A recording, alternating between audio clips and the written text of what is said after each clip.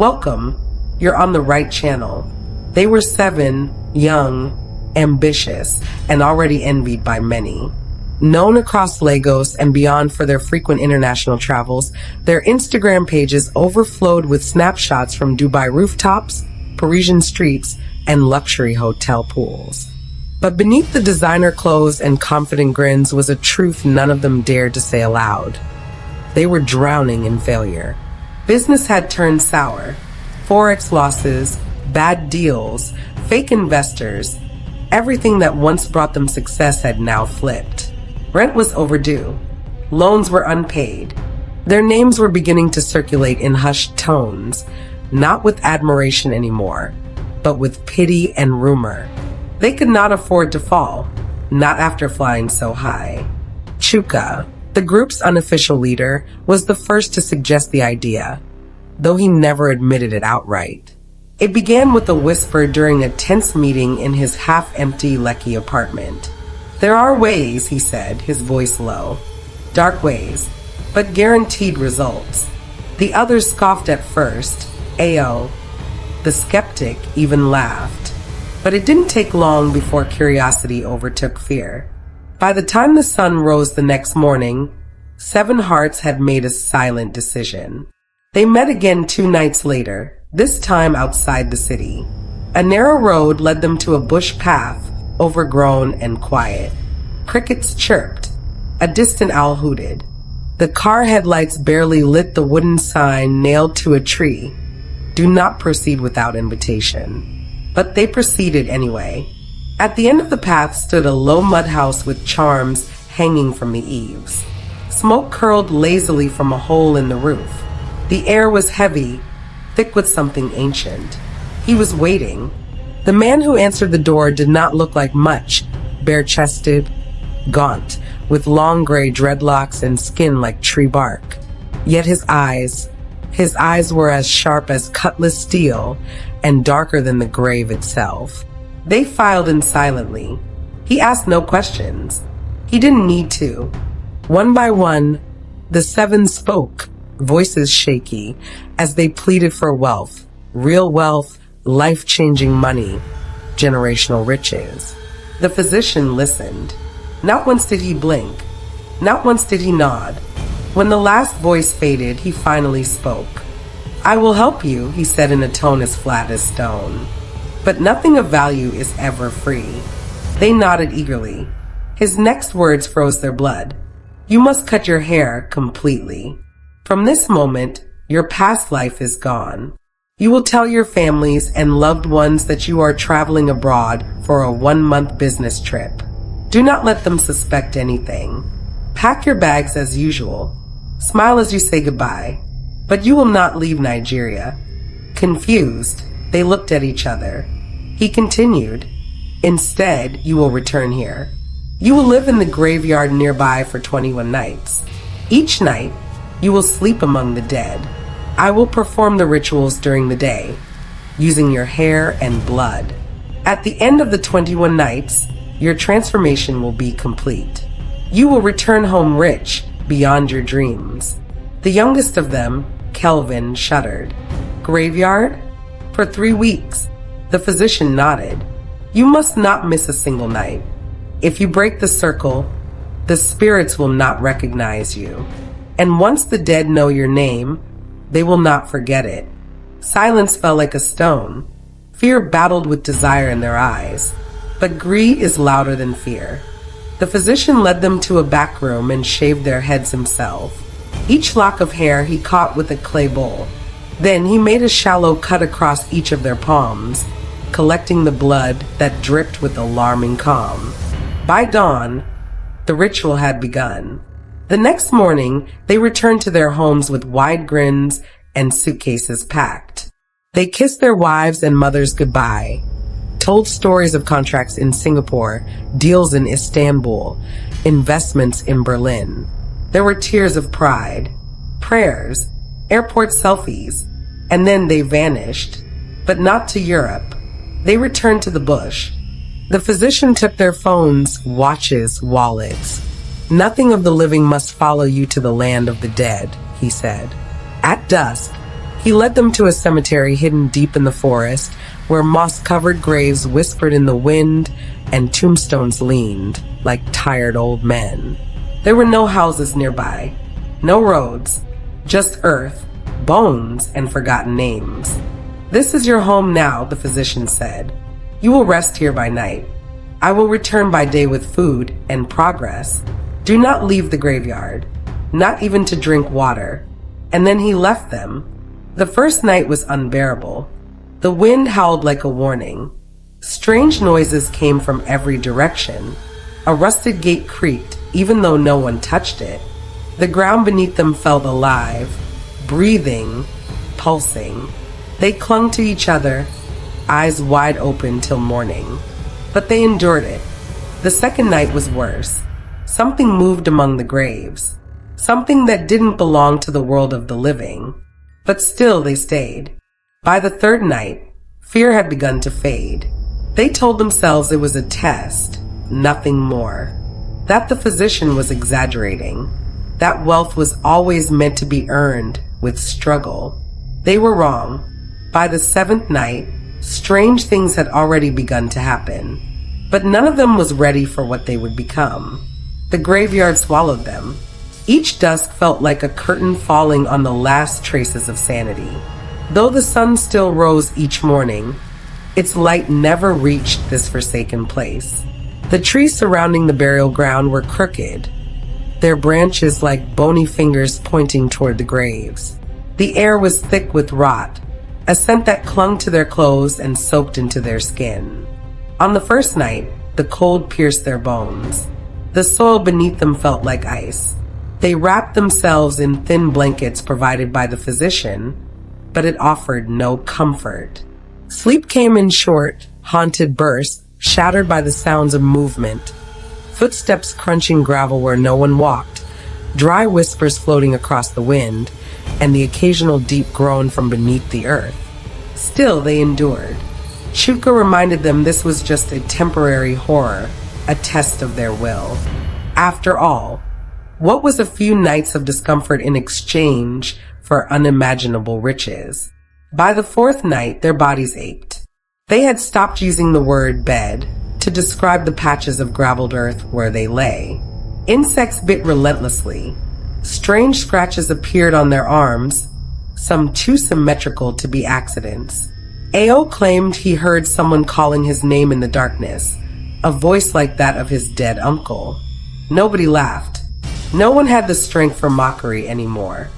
The physician arrived each day, silent as ever. He brought them roasted yams and palm wine, spoke only to check if any of them had tried to leave. He observed them like a scientist watching a fragile experiment. Then he'd disappear back into the bush, leaving them with the dead and the slow horror blooming in their minds.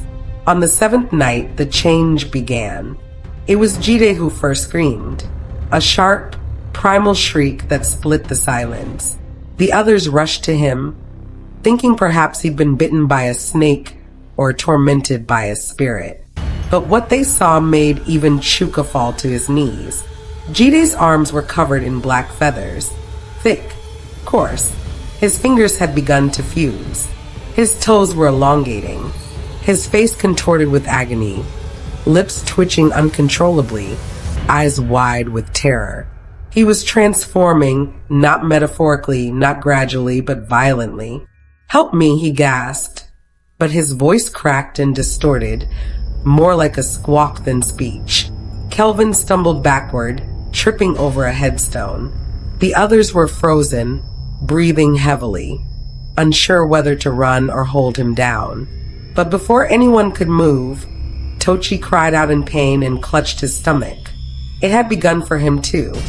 Within minutes, all seven were writhing on the ground, their bodies convulsing. Feathers tore through skin. Their limbs twisted into unnatural angles. Mouths widened, bones cracked, and eyes lost their human glow. By sunrise, they were no longer recognizable. 7 vultures sat in a loose circle among the graves, their sharp beaks twitching, their wings still dripping with blood from the night's grotesque evolution. Yet beneath the monstrous forms, their minds remained painfully aware. They could not speak, but they could see, could feel the horror of what they had become. When the physician arrived, he showed no surprise. He simply looked around and gave a single nod. "This is the price," he murmured. "You are in between. The spirits have accepted your offering." The vultures did not respond, though their eyes followed him closely. "You must not resist," he continued. "You belong to the grave now, but this is only for a time. In 21 days, you will be returned, whole and wealthy."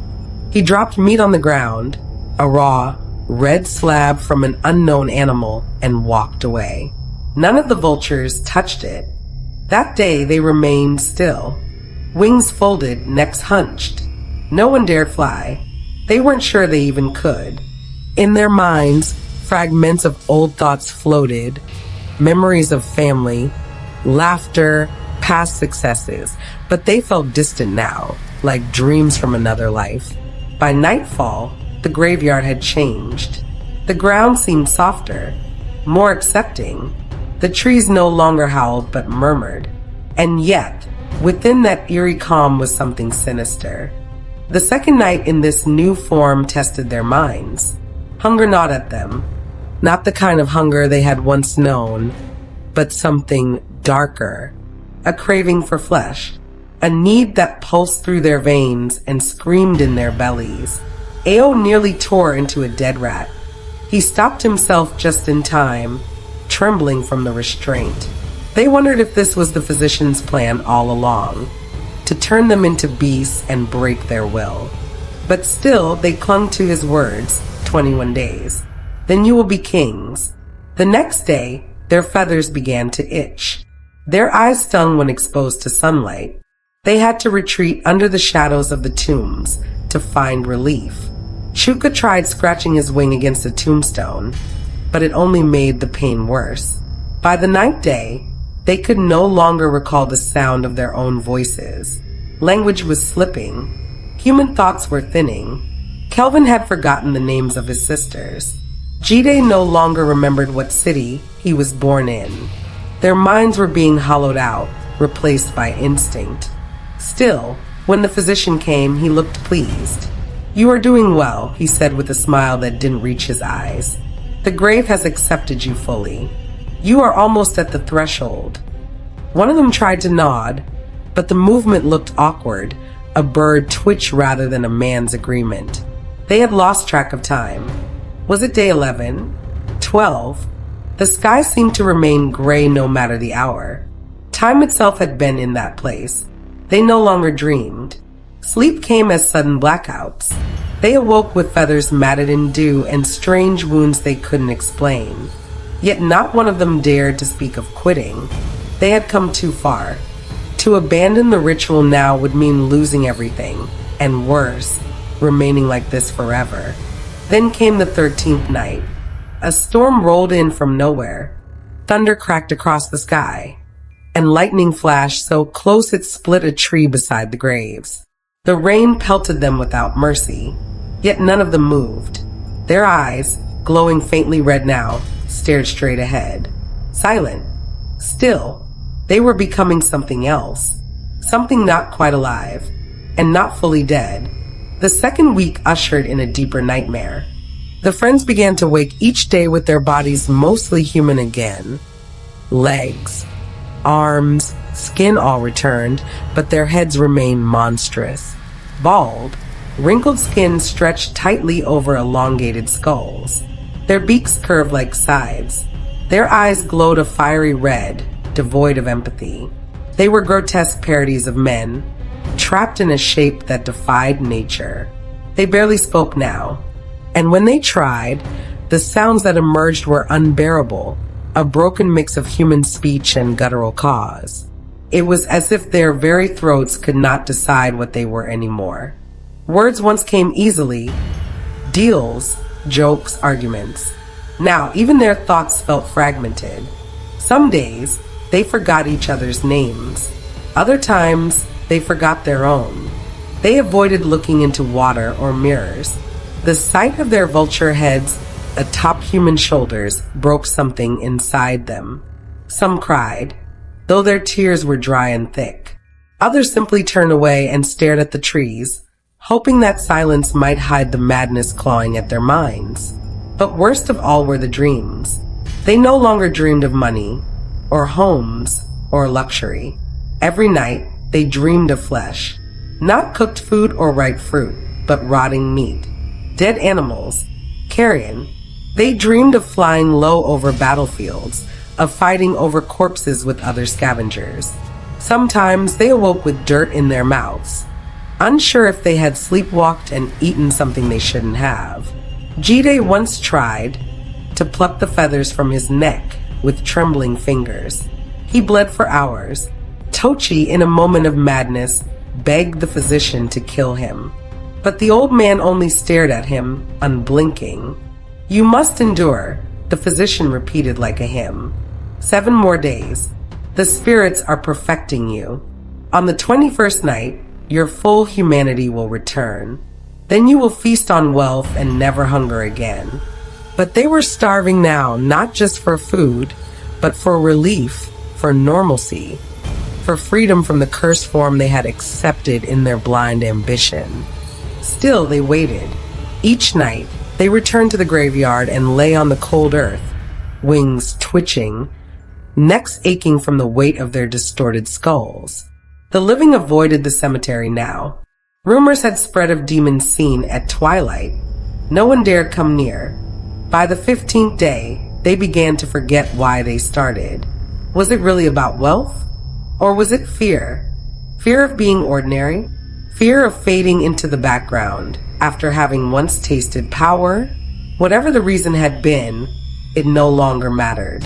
Their bodies were failing them. Their hearts beat slower. Their fingernails blackened. Their voices could not say their own prayers. The physician came as always. But this time there was a flicker of something in his eyes. Hesitation, maybe, or guilt. He inspected them one by one, ran his hand over their half-human faces, muttered strange incantations beneath his breath. Then he stood, wiped his hands on his wrapper, and turned away. None of them spoke. And then the 21st night arrived. The air was still, too still. There was no wind in the graveyard. Not a leaf moved. The moon hung overhead like a single, staring eye. The 7 sat in silence, waiting. They closed their eyes and waited for the warmth of returning skin, for the crackle of bones resetting, for the final gift they had been promised. But nothing happened. No change, no pain, no transformation. The silence dragged like a blade across their souls. Then they heard footsteps, the physician entering, slower than usual. He looked at them for a long time, and for the first time since this journey began, there was no confidence in his voice. He spoke softly, almost regretfully. "You are unfortunate," he said. They didn't understand. He said it again. "The ritual has rejected you." A pause. "You will not return to human form." The words fell like stones. They stared at him, beak-mouthed and wide-eyed, waiting for a laugh, for an explanation, for something. But he gave none. He handed each of them a small cloth bag and turned his back. "Leave," he said. "You are no longer my responsibility." Their limbs trembled, not from fear, but disbelief. After all this, after all they endured, this was the end? They wandered out of the bush together, broken and confused, still hoping this was part of the process. That somehow they'd wake up tomorrow in their beds, counting stacks of cash and laughing about how crazy it had been. They emerged at the roadside, not far from the town they once ruled with charm and wealth. They stood under a mango tree, waiting for a car, waving at distant headlights. At first, they thought nothing was wrong. But then the screaming began. A woman clutching her baby spotted them and let out a shriek, so piercing it scattered birds from the treetops.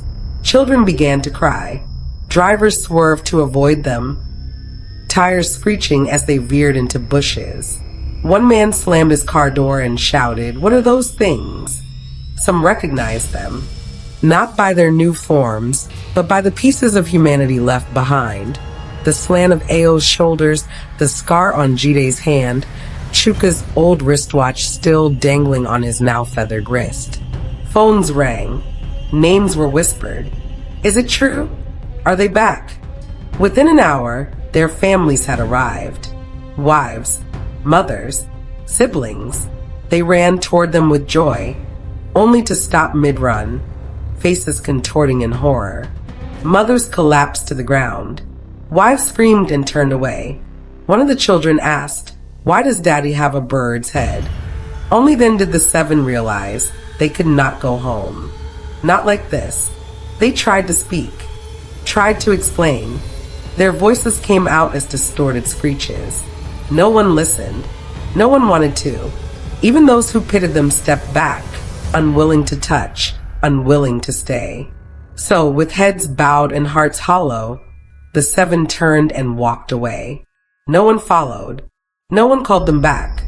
And the last thing anyone ever saw were their hunched backs disappearing into the bush once more, half man, half vulture, returning to the shadows where they now belonged, never to be seen again. Thanks for watching. Please like, subscribe, share, and comment.